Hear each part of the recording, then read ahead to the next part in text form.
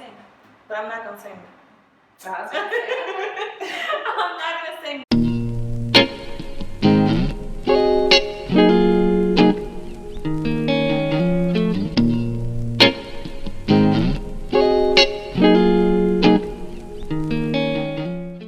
I started 2012.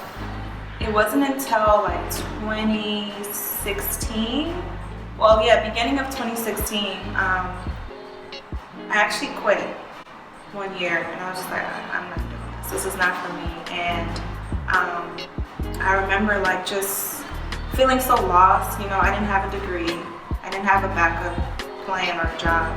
I was kind of struggling with separating the two, like, or understanding that I was a business owner and a fashion designer. So I was lacking a lot of business skills at the time. I was sewing a lot, I was stressed a lot, and I just told myself, I was like, look, I quit, I'm done. I fell off the face of the earth, like, just stop. I wasn't posting on social media or anything. I sought after the Lord, and He pretty much, for a year, and He pretty much redirected my steps and brought me back to HANIFA.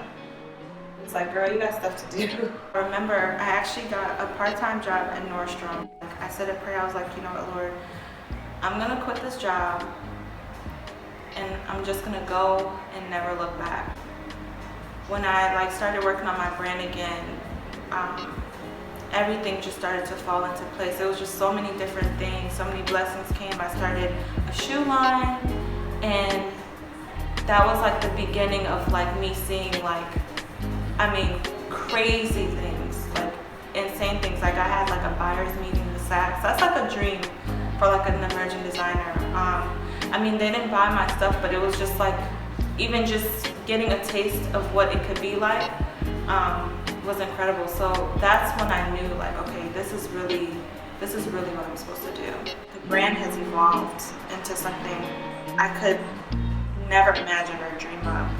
And that also goes along with just me as a person. I've grown so much, and if you look at the timeline, you could literally see how the brand went from like a newborn baby to like, you know, growing up to be like this like woman who's like, you know, confident in herself, who's starting to believe in herself, who's starting to like use her gifts and use her talents, and that's also what's happening with my brand. The most exciting thing that's happened this far has to be getting the store. This is like where all the packaging goes down. So very, very necessary. So grateful for this space. I don't know what we would do without this. This was actually my mood board for the store when I started. So initially I wanted to have like an all pink store, but then that'll be a different project. But yeah. If you were to ask me like almost a year ago if I wanted to have a store, I would tell you absolutely not.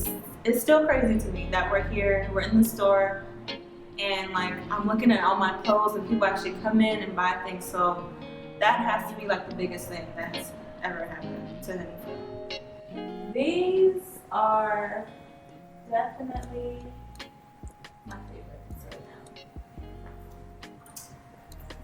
now. And I will be wearing these pants all summer. Yeah, they're so crazy and they fit like so well. Like they're tailored to perfection.